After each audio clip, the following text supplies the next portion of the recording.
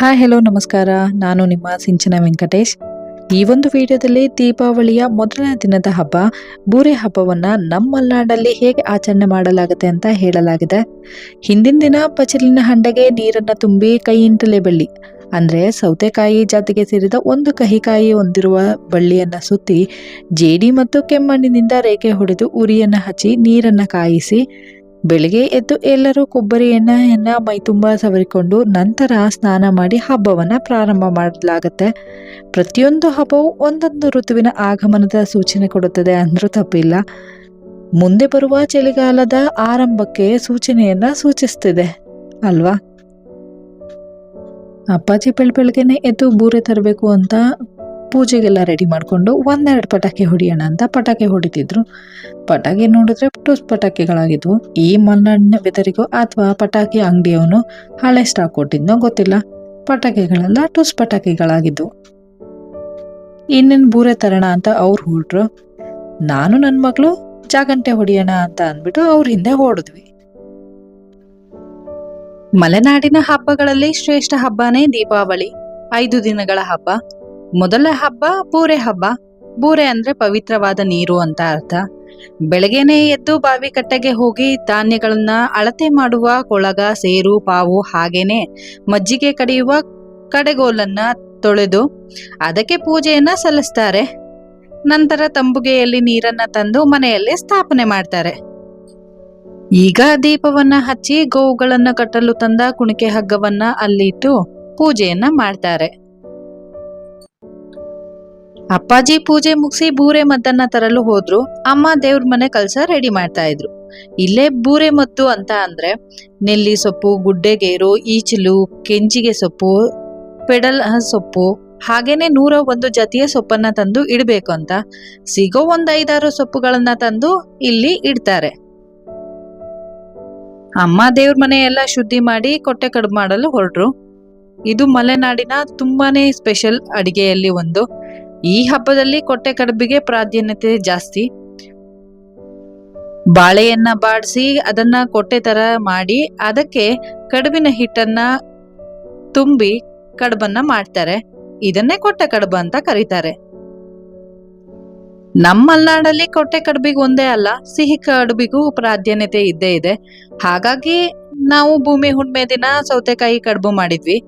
ಈ ಹಬ್ಬಕ್ಕೆ ಚಿನ್ನಿಕಾಯಿ ಅಂದರೆ ಸಿಹಿ ಕುಂಬಳ ಕಡುಬನ್ನ ಮಾಡ್ತಾ ಇದ್ದೀವಿ. ಹಿಂದಿನ ದಿನನೇ ಈ ಸಿಹಿ ಕಡುಬನ್ನ ಮಾಡ್ಕೊಂಡಿದ್ವಿ. ಮನೆ ದೇವರಿಗೆ ಪೂಜೆ ಕೊಡೋ ತನಕ ನಾವು ಏನೂ ತಿನ್ನೋ ಹಾಗಿಲ್ಲ, ಒಪ್ಪತ್ತನ್ನ ಮಾಡ್ಬೇಕು. ಇನ್ನೇನು ಅಡ್ಗೆ ಎಲ್ಲ ಮುಗಿಸಿ ಪೂಜೆಗಂತ ಹೊರಟ್ವಿ. ಗಂಡಸ್ರೆಲ್ಲ ಬೀರ ದೇವರಿಗೆ ಪೂಜೆ ಕೊಟ್ರೆ ಹೆಣ್ಮಕ್ಳೆಲ್ಲ ಮಾಸ್ತಿ ಗುಡಿಗೆ ಹೊರಟ್ವಿ. ಅಂದ್ರೆ ಮಾಸ್ತಿ ಅಮ್ಮಂಗೆ ಪೂಜೆ ಮಾಡೋದಕ್ಕೆ. ಈ ದೀಪಾವಳಿಗೆ ನನ್ ಮಗಳಿಗೆ 1 ವರ್ಷ ಆಗ್ತಾ ಬಂತು. ನಾನ್ ರೆಡಿಯಾಗಿ ನನ್ ಮಗಳನ್ನ ರೆಡಿ ಮಾಡ್ಕೊಂಡು ಹೋಗೋದು ಸ್ವಲ್ಪ ಲೇಟ್ ಆಯ್ತು. ಆಲ್ರೆಡಿ ಪೂಜೆಗೆಲ್ಲ ತಯಾರಿ ಮಾಡ್ಕೊಂತಾ ಇದ್ರು. ಅಮ್ಮ ಬೇರೆ ನನಗ್ ಬೈಕ್ ಅಂತ ಕರ್ಕೊಂಡು ಹೋಗ್ತಾ ಇದ್ರು. ಬೇಗ ರೆಡಿ ಆಗು ಅಂದಿದ್ದೆ, ರೆಡಿ ಆಗಿಲ್ಲ ಅಂತ. ಹಾಗಾದ್ರೆ ದೀಪಾವಳಿ ಅಂದ್ರೇನು? ದೀಪಾವಳಿ ಅಂದ್ರೆ ದೀಪಗಳಿಂದ ದೀಪಗಳನ್ನ ಹಚ್ಚುವ ಹಬ್ಬ. ಇದನ್ನು ವಿಕ್ರಮ ಶಕೆಯ ವರ್ಷದ ಕೊನೆಯಲ್ಲಿ ಆಚರಿಸಲಾಗತ್ತೆ. ವಿಕ್ರಮ ಶಕೆ ಉತ್ತರ ಭಾರತದಲ್ಲಿ ಉಪಯೋಗಿಸಲ್ಪಡುವುದರಿಂದ ಅಲ್ಲಿ ದೀಪಾವಳಿ ಹೊಸ ವರ್ಷದ ಹಬ್ಬವೂ ಹೌದು. ನಮ್ಮಲ್ಲಿ ಅಶ್ವಯುಜ ಮಾಸ ಕೃಷ್ಣ ಪಕ್ಷದ ಚತುರ್ದಶಿ, ಅಮಾವಾಸ್ಯೆ ಹಾಗೂ ಕಾರ್ತಿಕ ಮಾಸದ ಶುಕ್ಲ ಪಕ್ಷದ ಪಾಡ್ಯ ಈ ದಿನಗಳಲ್ಲಿ ದೀಪಾವಳಿಯನ್ನ ಆಚರಿಸಲಾಗತ್ತೆ. ಹಾಗಾದರೆ ದೀಪಾವಳಿ ಯಾವಾಗಿಂದ ಜಾರಿ ಬಂತು ಅಂತ ನೋಡಿದ್ರೆ, ಶ್ರೀರಾಮ ರಾವಣನನ್ನ ಗೆದ್ದು ಸೀತೆ ಮತ್ತು ಲಕ್ಷ್ಮಣರೊಂದಿಗೆ ಅಯೋಧ್ಯೆಗೆ ಮರಳಿದ ಸಮಯವೆಂದು ದೀಪಾವಳಿಯನ್ನ ಕೆಲವರು ಆಚರಿಸ್ತಾರೆ. ಅಮಾವಾಸ್ಯೆಯ ಹಿಂದಿನ ದಿನ ನರಕ ಚತುರ್ದಶಿ, ಶ್ರೀಕೃಷ್ಣ ನರಕಾಸುರನನ್ನು ಸಂಹರಿಸಿದ ದಿನ ಎಂದು ಹೇಳಲಾಗತ್ತೆ. ಆ ದಿನದಿಂದ ದೀಪಾವಳಿನ ಆಚರಿಸಲಾಗತ್ತೆ. ಒಟ್ಟಿನಲ್ಲಿ ದೀಪಾವಳಿಯಲ್ಲಿ ಕೇಡಿನ ಮೇಲೆ ಶುಭದ ವಿಜಯವನ್ನ ಆಚರಿಸಲಾಗತ್ತೆ ಅಂತ ನಂಬಲಾಗಿದೆ. ಪೂಜೆಗೆ ಹೋದ್ವಿ. ಪೂಜೆಗೆ ಚುರುಕಾಗಿ ಸಿದ್ಧತೆ ನಡೆದಿತ್ತು. ಇಲ್ಲೇ ಪೂಜೆ ಮಾಡ್ತಿರೋದು ನಮ್ಮ ಅಣ್ಣ ಮತ್ತೆ ನಮ್ಮ ದೊಡ್ಡಮ್ಮ. ನಮ್ಮ ಕುಲದೇವರು ಆಗಿರೋದ್ರಿಂದ ಅವರೇ ಪೂಜೆ ಮಾಡಬೇಕು. ಈ ಮಾಸ್ತಿ ಅಮ್ಮನಿಗೆ ಗುಟಿ ಕಟ್ಟುವ ಹಾಗಿಲ್ಲ. ಇವಳು ಕಾಡಿನ ಮಧ್ಯೆನೇ ಜೀವಿಸುತ್ತಿರುವವಳು. ಇಲ್ಲಿ ಮಾಸ್ತಿ ಅಮ್ಮ ಒಂದೇ ಅಲ್ಲದೆ ಬೆಳ್ಳಿಕಟ್ಟಿನ ಚೌಡಮ್ಮನೂ ನೆಲೆಸಿದ್ದಾಳೆ. ದೀಪಾವಳಿಯಲ್ಲಿ ಈ ಅಮ್ಮನವರಿಗೆ ಪ್ರಥಮ ಪೂಜೆ. ನಮ್ಮ ಮನೆತನದ ಯಾವುದೇ ಮದುವೆ ಇರಲಿ, ಮದುವೆ ಹಿಂದಿನ ದಿನ ಅಂದರೆ ಚಪ್ಪರದ ಸಮಯದಲ್ಲಿ ಇಲ್ಲಿಗೆ ಬಂದು ಮದುವೆ ಸಾಂಗವಾಗಿ ಅಂದರೆ ಯಾವುದೇ ಅಡೆತಡೆ ಇಲ್ಲದೆ ನಡಿಲಿ ಅಂತ ಪೂಜೆ ಮಾಡ್ಕೊಂಡು ಹೋಗ್ತಾರೆ. ಕೇಳಿದ ವರವನ್ನ ಈಡೇರಿಸೋ ತಾಯಿ, ಮಕ್ಕಳಿಲ್ಲದವರಿಗೆ ಮಕ್ಕಳ ಭಾಗ್ಯವನ್ನ ಕರುಣಿಸೋ ತಾಯಿ ಈ ತಾಯಿ ಆಗಿದ್ದಾಳೆ. ಪೂಜೆಗೆ ಹೋಗಿದ್ದೆ, ಎಲ್ಲ ಹೊಸ ಹೊಸ ಮುಖಗಳನ್ನ ನೋಡಿದ್ದೆ. ನನ್ನ ಮಗಳು ಹಾಳೋದಕ್ಕೆ ಶುರು ಮಾಡ್ಕೊಂಡಿದ್ಲು. ಯಾರು ಎತ್ಕೊಂಡು ಸಮಾಧಾನ ಮಾಡಿದ್ರು ಸುಮ್ಮನೆ ಆಗ್ತಾ ಇರ್ಲಿಲ್ಲ. ಒಂದ್ ಕಡೆ ಪಟಾಕಿ ಶಬ್ದಕ್ಕೂ ಇನ್ನೊಂದ್ ಕಡೆ ಜಾಗಂಟೆ ಸೌಂಡಿಗೂ ಗೊತ್ತಿಲ್ಲ, ಅಳು ಜಾಸ್ತಿನೇ ಆಗ್ತಾ ಇತ್ತು ಅವಳಿಗೆ. ಹಾಗಾಗಿ ಅವಳನ್ನ ಎತ್ಕೊಂಡು ನೀರ್ ಬೀಳೋ ಜಾಗಕ್ಕೆ ಕರ್ಕೊಂಡು ಹೋದೆ. ಅಣ್ಣ ಹೊಲಕ್ಕೆ ನೀರ್ ಬಿಟ್ಟಿದ್ದ. ಹಕ್ಕಲ್ ಗದ್ದೆ ಆಗಿರೋದ್ರಿಂದ ನೀರ್ ಸಾಕಾಗಲ್ಲ ಅಂತ ಬೋರ್ವೆಲ್ಲಿಂದ ನೀರನ್ನ ಬಿಟ್ಟಿದ್ದ. ನೀರ್ ನೋಡ್ತಾ ಇದ್ದಂಗೆ ನನ್ ಮಗಳು ಸುಮ್ನೆ ಆಗಿದ್ಲು. ಅವಳಿಗೆ ಅಲ್ಲಿಯ ನೇಚರ್ನ ತೋರಿಸ್ಕೊಂಡು ಸ್ವಲ್ಪ ಸಮಾಧಾನ ಮಾಡ್ತಾ ನಿಂತಿದ್ದೆ.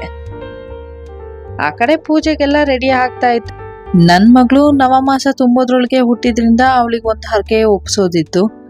ಅಪ್ಪ ಅಮ್ಮ ಹೇಳ್ಕೊಂಡಿದ್ರು. ಅವಳು ಹಿಂದಿನ ವರ್ಷ ದೀಪಾವಳಿ ಸಮಯದಲ್ಲಿ ಜನಿಸಿದ್ರಿಂದ 1 ವರ್ಷ ಬೀಳೋದ್ರೊಳಗೆ ಹರಕೆ ಒಪ್ಪಿಸ್ಬೇಕು ಅಂತ ಹರಕೆ ಒಪ್ಪಿಸ್ತಾ ಇದ್ರು. ಅಮ್ಮ ಬೆಳ್ಳಿ ತೊಟ್ಟಿಲು ಕೊಡ್ತೀನಿ, ನನ್ನ ಮೊಮ್ಮಗಳಿಗೆ ಚೆನ್ನಾಗಿ ಆರೋಗ್ಯ ಆಯಸ್ಸು ಕೊಡ್ಲಿ ಅಂತ ಬೇಡ್ಕೊಂಡಿದ್ರಂತೆ. ಈ ವಿಡಿಯೋದಲ್ಲಿ ತೊಟ್ಟಿಲನ್ನ ತೋರಿಸಿದೀನಿ ನೋಡಿ ಒಮ್ಮೆ. ಮದುವೆ ಆಗದೇ ಇದ್ದವರು ಹರಕೆ ಹೊತ್ತರೆ ಬೆಳ್ಳಿಯ ಬಾಸಿಂಗವನ್ನ ಒಪ್ಪಿಸ್ಬೇಕು. ಇದೇ ಇಲ್ಲಿಯ ಪದ್ಧತಿ. ಹರಕೆ ಅಂದ್ರೇನೆ ಹೀಗೆ.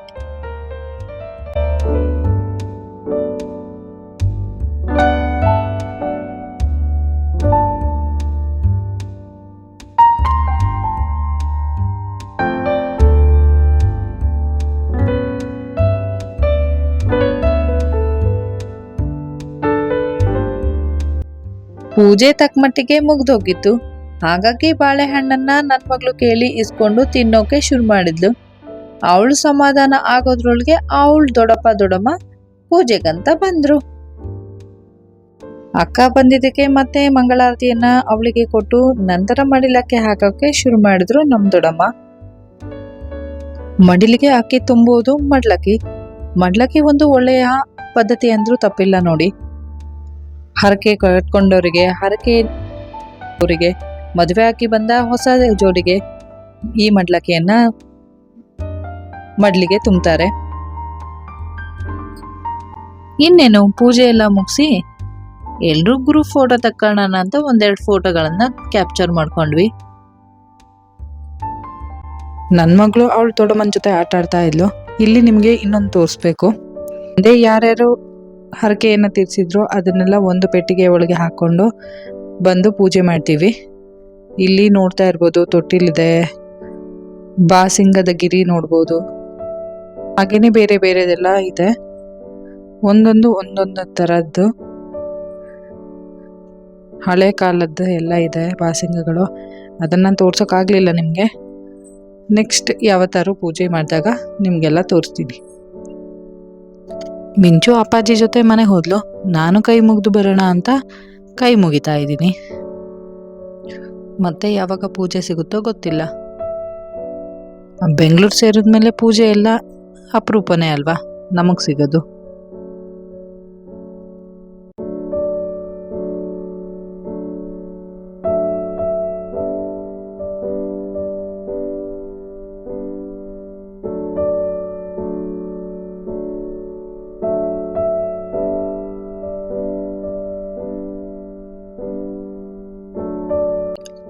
ಪ್ರದಕ್ಷಿಣೆ ಎಲ್ಲ ಮುಗಿಸಿ ಮನೆ ಕಡೆ ಹೊರಟ್ವಿ.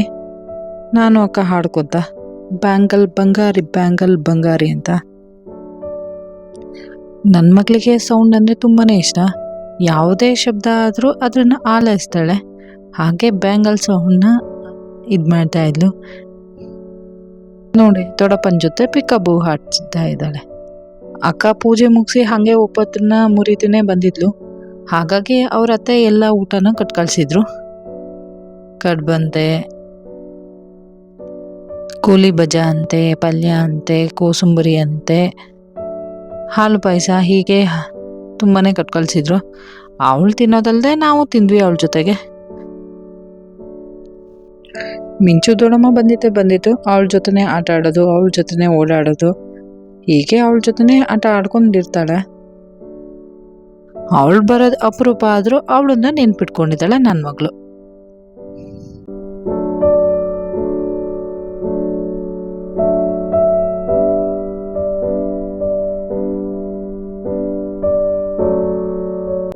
ಮಧ್ಯಾಹ್ನದ ಊಟ ಮುಗಿಸಿ ಅಪ್ಪಾಜಿ ಮತ್ತೆ ತಮ್ಮ ಕುರಿ ಹಸ್ಕೆಗಂತ ಹೋದ್ರು. ಇವತ್ತು ನೋನಿ ಇತ್ತು.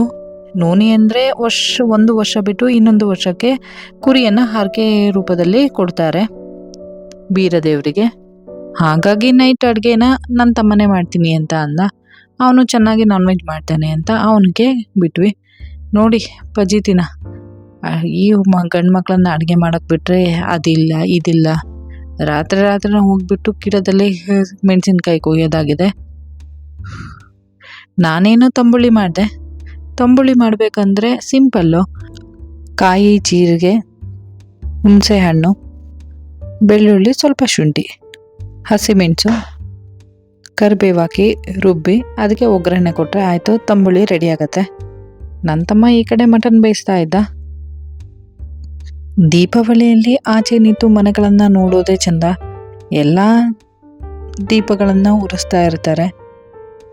ಎಲ್ಲರೂ 8 ಗಂಟೆಗೆ ಮಲಗೋರು 11-12 ಗಂಟೆ ಆದರೂ ಮಲಗಿರಲ್ಲ. ಹಬ್ಬದ ತಯಾರಿಲೇ ಇರ್ತಾರೆ. ಟೈಮ್ ಹಿಡಿದ್ರು ಕಟ್ಟಿಗೆ ಒಲೆ ಮೇಲೆ ಅಡುಗೆ ಮಾಡಿ ತಿನ್ನೋದೇ ಒಂಥರ ಖುಷಿ. ಅದ್ರ ಟೇಸ್ಟೇ ಚೇಂಜು ಅಲ್ವಾ? ಈ ವಿಡಿಯೋ ಇಷ್ಟ ಆದರೆ ಲೈಕ್ ಮಾಡಿ, ಶೇರ್ ಮಾಡಿ ಆ್ಯಂಡ್ ಕಮೆಂಟ್ ಮಾಡಿ. ನನ್ನ ಫಾಲೋ ಮಾಡೋದನ್ನ ಮಾತ್ರ ಮರಿಬೇಡಿ. ನಿಮ್ಮ ಸಪೋರ್ಟ್ ನನಗೆ ತುಂಬಾ ಮುಖ್ಯ.